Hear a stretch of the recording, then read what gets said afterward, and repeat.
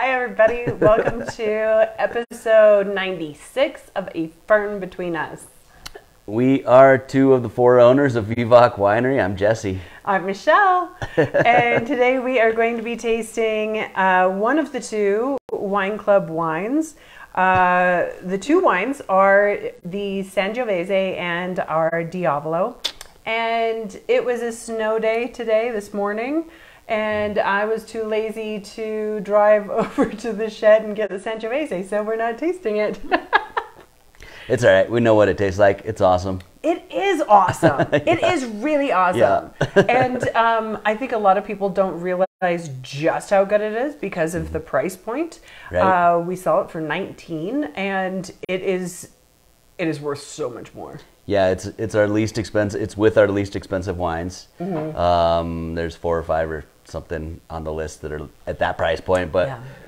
It's not because it's our worst wine or something. It's one of our best. Yeah, it's one of those that when you taste it, you are 100% sold on what Jesse and Chris do as winemakers in the winery, and that's really important, especially in distribution and in those kind of sales avenues. So. Love that wine, but we are tasting the Diavolo, and we're going to get into some notes on that. Both of these wines won silver medals at the San Francisco International Wine Competition just now. Oh, right on. Yeah, and cool. So that's fabulous. And yeah, this one's our most expensive wine. Yes. And the Sangio's our cheapest red wine. So right. Trying to average it out, I guess. I don't know. You know, right, for our wine club members, so it's not like just not ding them too hard on the give them two of the most expensive, but right. Well, and so we'll do a quick check-in. Cool. You know, this weekend we were just over at the New Mexico Wine Conference in Santa Fe. I loved having it be held in Santa Fe. It was awesome. Really awesome. I mean, no.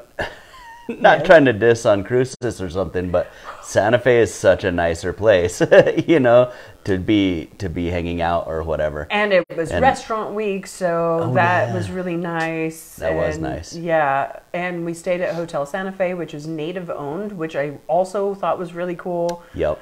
And it's a fabulous hotel. It is. Our room was amazing. I was like, dude. It was a suite. Like all the rooms are suites. Yeah. So that's sweet. That's sweet. It was awesome. And the conference was really great. It was nice to have all of our friends back together. We love our colleagues in the business. And we had guests that were down from Colorado and Arizona, over from Texas. Arizona and Texas. It was super cool. Yep. It was great. So yeah, we're kind of all seeing the Southwest as a regional region. Yes. Is that a thing? Maybe that just I like it. Yeah, but we feel like we have similar wine styles, similar climates and problems and this and that, and we're like we're feeling like a not just a New Mexico family, but a greater area family now, and it's really kind of gelled for me. I don't know. Yeah. And that it's true. Yeah. I would put hill country of Texas as a totally different growing zone, but that's really not where Texas grapes are all coming from. They're coming from places in the plains of Texas, and a lot more like, you know, southern New Mexico kind of growing style. And same thing with Arizona, and then Colorado. Arizona is really having a rough go. It seems like they have some really intense challenges. They do, but you know, we all do a little bit, you know. The humidity in the hill country of Texas is what sets them apart from the other 3 zones. But and then Colorado is just a little colder than even we are here in Dixon, which is we're as cold as it gets in the state. You know, us and San Juan up in. Yeah. I do want to point out that I am taking Storm Cellars Riesling from Colorado to my event in Alsace. Cool. It is excellent. They actually focus on just making white and rosé. That's so cool. In Colorado. That's really cool. Incredible. And you got to taste it too. I mean, it's a phenomenal wine. I was super impressed. All right. So that's what we've been up to. We just got back from that. And bottled Merlot, the next vintage of Merlot today. Whoop, whoop. And I got a couple more days, and I'm going to Tahoe, where they have 10 feet of snow in the last 7 days. And a couple more on the way this weekend. It's a good thing you're going to ski. I know, right? Not much else to do. Gonna meet up with some of my homies from college, and I think we're gonna have fun. Sounds like bad news, doesn't it? Yes. I used to hang out with them. I know. It was bad news. Nah, we're all old and lame now. If we go to the strip club, we sit in the back, you know? We're just going to be skiing, and then we'll be dead tired and just go like that. We'll probably do some drinking, though, I would assume. But, yeah. That does remind me just to mention, next week is probably going to be a pre-recorded episode. Denali and I are going to work on something fun for you that we will release, but since he's going to be out of town, and he comes back on Thursday, so, you know, it's family time maybe. Right. I can't remember when. We're going home. I think I get home way after this. After 5 o'clock. I think it's like 7, 8, 9 maybe. Okay. I don't know. Okay. Well, yeah. So there you go. Just so you guys have a heads up. All right. So tell me about the Diavolo. This vintage is 40% Tempranillo, 40% Aglianico, and 20% Cabernet. Wow, this is a different kind of one. Every year it depends on what we have available to work with. We're trying to make kind of a deeper, richer kind of blend. We tend to try to make it a Bordeaux varietal blend and make it like a Meritage or you know, the like. Yeah, this one really went all over the planet. This one's all over the planet. We got Tempranillo, which is a Spanish grape, Aglianico, Italian, and then Cabernet is French. So yeah, we're running the gamut. But I love this one. This one's been on our list for a second now. Maybe almost 2 years we've had it. Yeah, but it's a re-release. It's the 2018 for Wine Club. Yeah. Yeah, and it's a 2018, so it's whatever 5 years old at this point, and it's tasting great. Oh, it is so good. Yeah, it is so good. I'm really, really digging on it. So we've got a few more, not tons more, 30 cases or something. I don't know. And somebody just posted on Instagram a beautiful charcuterie board with one of our older Diavolo. The label was Joan McDonald. Okay, so it was 17 maybe. Yeah, maybe. I think it was 17. I think it was right before we switched off the artist label. Yeah, and so but I'm super excited. I can't wait to hear what they thought of it once they opened it. Yeah. Yeah, definitely. So one of the things that I think is really interesting, I love that it's winning awards. It's a little bit older. I think it shows age really, really nicely. You know, I mean, I don't know about you guys, but because in my mind, we're still like just coming out of 2020.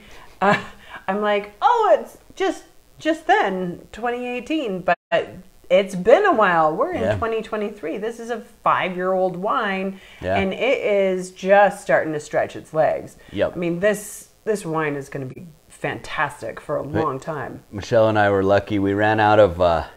We try to get the label order to be just more than we have or whatever, but in the chaos of bottling, sometimes you end up with a few more cases than you thought you were going to have or whatever, and depending on how exact the printers run it, sometimes you don't have, you have the exact amount of labels or whatever, and if we ran over.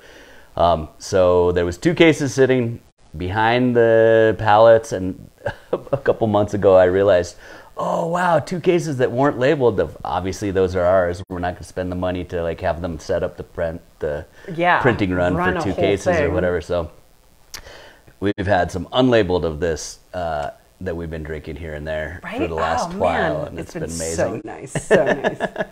All right, so congratulations to the Wine Club members that got Sangiovese and Diavolo this past month, and if those of you that want to join in, you should come by our tasting room and pick it up before it's sold out. Then we're going to jump into some questions here, but I have to drink. Yeah, you got to drink. So first question, why aren't your wines at more stores and restaurants? All right, so there's a whole big problem. Like, if you want to be everywhere, you need a distributor. If you want a distributor that really, really, really takes care of you, you have to like play all the stupid games, cut the prices like crazy, and then you have to have the quantity of wines that would warrant them to do that. For little guys, it's kind of hard. We did have a distributor for 20 years or 15 years, I guess, and then we went out on our own and said, we're just going to distribute our wines. So it's basically where we can get to, and then Michelle's in charge of our distro reps, and she advises them based on what we have available to sell. Like, I don't want to run out of all of our wines. We go every once in a while, we get caught in a weird short vintage, and just as sales are exploding somehow. And so like twice in our 20 years, we've been like down to just a handful of wines on the list. And I don't like getting there. I like having them be available to everybody. So we only release certain amounts, right, to distribution. And, we're upping our production now. We're giving it some more legs. So maybe we'll be in a few more. But it's also just a grind, and it's not up to us in lots of ways too. Like, restaurants have to need a wine that we have, and they always somehow magically pick the one we're about to run out of. I don't know how that is. They're like, oh, I'll take the Refosco, and it's like, we're gonna sell out in the next 6 months. Can I don't jump know. in Yeah, here? please. I think that there's multiple things that are happening. There is getting an account to come on is a lot of work. So it's not as simple as you just stop in and say, hey, you should carry our wines. And they're like, we love you guys. Bring it on over. No. So you sit down, you taste through with the buyer, with the chef, with the owner. You keep doing this. You woo them. You come in. You eat there. You show that you're interested in their business. They say that they're interested. They don't purchase. It goes by months. So you've put all this effort into it, and then by the time they finally order, now we're low on stock. Right. They don't like to reprint their menus, so they don't want to bring something in and then they say, oh, you're low on that one. That's the one I was going to get. Every time. Let's do a new tasting and do this whole thing all over again. So by the time you've put the effort in that you're getting that feedback, often these little wineries can't supply. So we're finally in a position where we're making enough wine that you probably will see us in more spots, but it also takes a restaurant to be really enthusiastic to support New Mexico wines. And I'm sorry to say that there are a lot that just don't believe that New Mexico wines are as good as they are. Yeah. They have some bias that is We're not the only ones that are good these days, by the way. Like, a handful of years ago, maybe there was 3 or 4 wineries that you could stand behind and be like, yeah, they're producing good wines. But now it's really, I think the quality has really come forward a lot. Completely especially, agree. Especially recently. So, like, we just had a tasting where we tasted probably 20 different wineries. I don't know. It was about that. No, maybe it was 15 different wineries from New Mexico. And I was hard pressed to find an off wine anywhere. It was amazing. A really, really good showing. Yep. So I don't know. Talk to your restaurants. I was just going to say, one of the things that helps is if you guys talk to your restaurants that you love and go to a lot, or your wine shops that you go to a lot, and say, I really would buy this wine from Vivac or another winery. Yep. And hard press them. Say, why aren't you carrying this? And bring a couple of those in. And if you, just say, if you want, the locals to eat here and drink here, if you want my business, you need to like source not only your lamb and your bread locally, but also your wines, and your beers. You know, exactly. As Sheehan always says, grape to table. Exactly. And if they hear that from their customers, and I'm not just talking about the waiter, tell the waiter too, but tell the manager, tell the floor person, you know, like say, or the chef or something, say, hey, listen, the thing you need to bring in is New Mexico wines. You know, it doesn't have to be your whole list, but you should offer a bunch, you know, or a handful at least. Yeah, you know, like, at least a couple. And totally. And that includes like Geronimo's and you know the high end places should definitely be carrying our stuff as well. Exactly, because there are so many options now, and they are really, really good. At least by the bottle, if not by the glass. But by the glass, it's going to be harder. We tend to have slightly higher prices than by the glass can afford for a restaurant. But by the bottle, we should be on their bottle list. And we do have some amazing supporters. Ojo, their restaurant has been killing it. They order a lot every single week. Ojo Caliente, that is. It's just amazing. And so having those kind of supporters, Sagebrush has had our kegs for many years, and they pour those at the bar, which gotta love a bar pouring a good wine, right? Right. So there's a lot of places. Santa Fe Brewing has been kicking butt for us for a long time, and so we are in some places. Help us get into more places. Exactly. All right, the next question is, I want to try new wine regions, but I'm overwhelmed by choices. How do I start? This is a good one. This is a great one. Let me put something in, and then Michelle can... For sure. If you like our wine styles, we're calling ourselves trying to be old world style ish, right? European. Like we're more, you know, food friendly, a little higher acidity, not a big fruit bomb kind of wine. So if you like our wines, then you're gonna then start looking towards regions, you know, in Europe and maybe slightly cooler climate regions if you can help it. The other thing is you're gonna want to, like, if you're just buying $10 wines, $12 wines, like, the region doesn't matter. Don't worry about it. You know what I mean? But like this kind of exploration should be for your $20 and up kind of wines.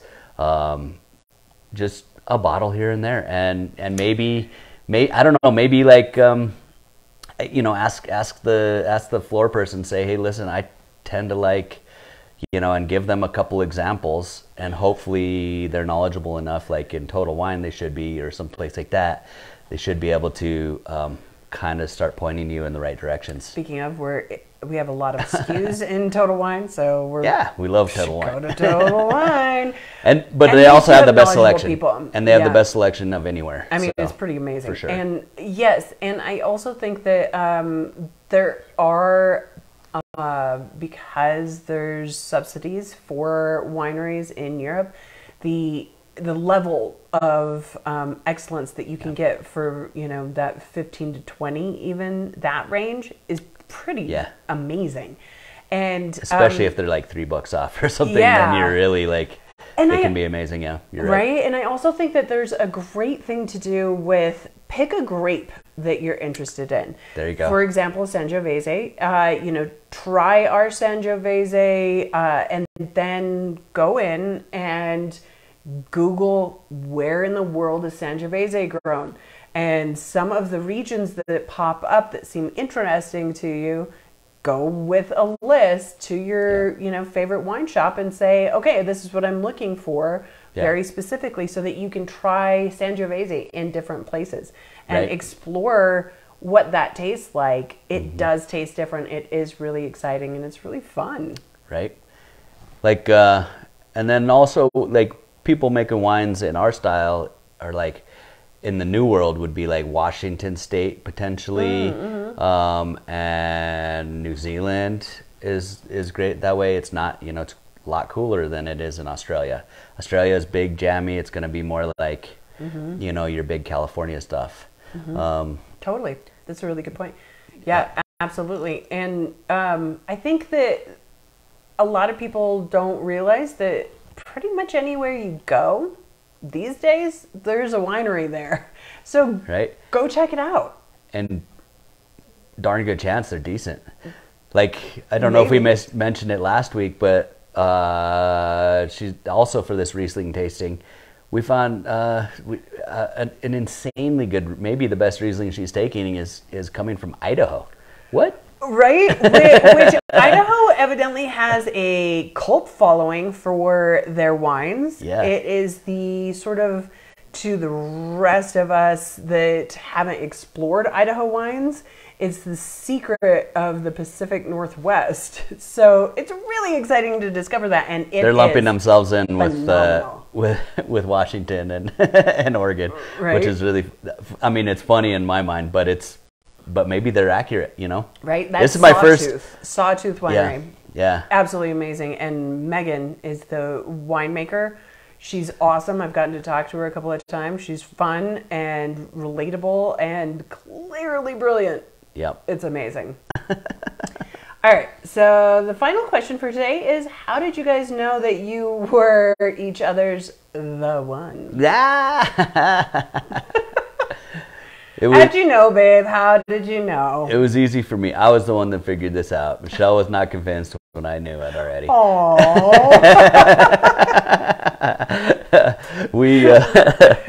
we always had a spark in the eye for each other ever since we knew each other. Which I first saw / met Jesse in 9th grade. He's 2 years older than me. Yeah, so I was a junior in high school, and so, you know, we had a little something here and there, like in high school and college. And then, I don't know, for whatever reason, like, this image of Michelle just kept popping into my mind, like, all the time. And I'm just like, I have to look into this, you know, like, and I don't know, for some reason, I just knew, and I hadn't seen her in a little bit. And I came on pretty aggressive once I knew. She was like, I don't know. I said, hey, you know, this is a story where, you know, I like it or not, I already know this is already going to happen. Like, we're going to get married. We're going to have babies. We're going to, you know, this is just the beginning. And she's like, well, Jesse, you're not getting in my pants tonight. You know, she knew my reputation or whatever, and she assumed that I was just trying to do the full court press for today. And I was like, yeah, no, that's fine. We've got all the time in the universe. And so we had imbibed quite a bit at this dinner party, and so I also was like, yeah, we'll see what you say tomorrow morning. And right. Also rightfully so, probably. Of us were being very conscientious, so none of us drove. It was a big house, we all had a place to stay, and I slept with all my clothes on. She's like, nope, I'll sleep next to you, but all my clothes are staying on. And then, so like whatever, you know, in the morning we're like, let's go home and break up with the people we're going out with. And you can see why I was a little reticent. Yeah, I had a girlfriend. She had a boyfriend. They were both out of state. And so we said after, you know, I think that was a Saturday, and I was like, on Tuesday, let's have a date at our local favorite restaurant, and by then we will have each we both agree, okay, well, we will have broken up with our significant others, and let's have an official date and a start to our to the rest of our lives. To our forever. Yeah, and I think it's one of those things when you just have a click, and it's like that epiphany when you figure out, I know what I want to do with my life as a career. People find that's you know, something that they experience, and so when Jesse said this initial proposal, my reaction was not, oh my God, it was, whoa, are you serious? Because there was something to, it was like, yes, you are right. There's been this thing. It's been there for years and years, and whoa, maybe we really do need to give this a shot. And so to have somebody say something so crazy and your response is not, you're totally crazy, it's, that's a sign right there. Holy shit, let's do this. Yeah, that to me says that's something special. Yeah. And so I guess you want to find somebody that their crazy matches your crazy. Right? And we both had, the Taos crazy going on, and that was cool. And we had very similar, I don't know.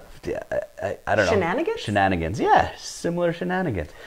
And, we were some of each other's shenanigans over the years, and we knew we were down, and that was cool. And we always had like a little spark, like an extra spark. I was like, oh man, that Michelle, man, she just does it for me, But it also wasn't like we were never in the position whatsoever to like try to start settling down really. We each had significant boyfriends and girlfriends, but like we didn't really even try to date seriously. We were just like, let's just be like, friends and with benefits sometimes. And but there were also so many great memories of just staying up all night talking in college. Yeah. That there's those kind of things where you connect with somebody, and I think it's just let yourself play with this what if idea sometimes. Nothing super serious was ever like even thought about in my mind. I don't, and it just wasn't the time yet, I think. And and then all of a sudden for me it really was, and I was able to get Michelle on board real fast. So that was right. Yeah, it was like, whoa, now I'm feeling kind of crazy that I'm really entertaining this, and it's terrifying. It's terrifying when you make a leap like that. Oh yeah, it totally is. I mean, to say that to me, and then for me to be like, okay, I guess I'll break up with my boyfriend who I'm really serious with, and you were moving somewhere soon, and you had like whole new other plans. Of course, we each had other plans, and I was just able to, but whatever. And I haven't regretted it even a day. I convinced her, and then immediately got scared like that summer. That was like fun. That was like in May, and then she's like, okay, I'll leave my boyfriend, I'll cancel my plans, I was going to move somewhere, I was going to have a career, I was going to, like, there's all these other plans, and then, like, the second she's totally on board, I was like, do you have to stay down here every day? No, I was like, oh no. Not moving in together? I mean, you proposed. It was, wait, I thought, and I was, what? And I was like, oh, okay, game over? What? But yeah, I don't know. But let's switch back around. Yeah, exactly. Yeah, I think, and I think that's also something is, it's not that it's perfect. It's not that we don't have our, issues. We have a wonderful therapist. I think that, these are things to keep in mind. The one is the one that you want to keep fighting for. You know, day after day. It's, we've had our share of real weird shit be thrown at us. And we've weathered the storm, be that, work stress or my health crap or, any number of things, having a baby even, everything that stresses a relationship also affects those that are meant for each other or whatever. You just have to keep making that choice every day to pick each other. Yeah. Anyway, cheers, baby. I love you. I love you. And so now we're just going to wrap up. I can't believe it, we might actually make it under a half hour. What? All right. What's coming up? You're going on your trip. We're going to try to create some kind of cool pre-recorded fun thing for next Thursday. And, oh, don't forget, you guys should be sending in label contest ideas.